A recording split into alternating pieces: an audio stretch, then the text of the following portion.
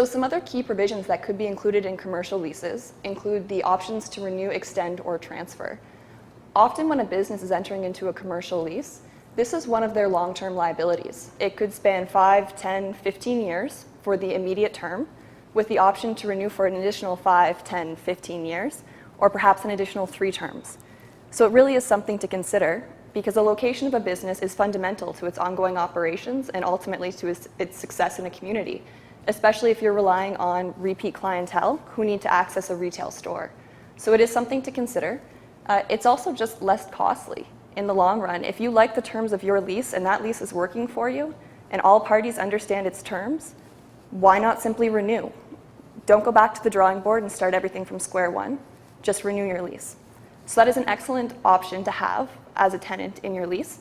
And as a landlord, it's profitable for you too, because if that tenant is a good tenant, it's easier for them to stay with you than to try and find another space, and it's easier for you to continue to grow that relationship if it's a simple renewal. The right to transfer a lease is something that as a tenant you really should be paying attention to as well. We've seen from the presentations throughout the day that your corporate structure is going to change as your business matures.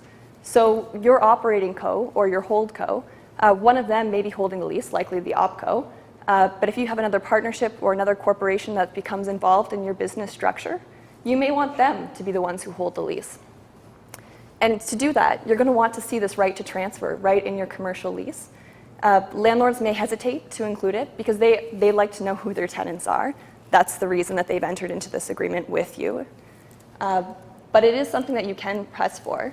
And normally what you would do is you would refine that right to transfer to a related company. You would also allow the landlord to do a little bit of due diligence.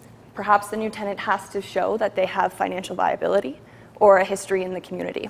And those sorts of items can be worked into this provision as well.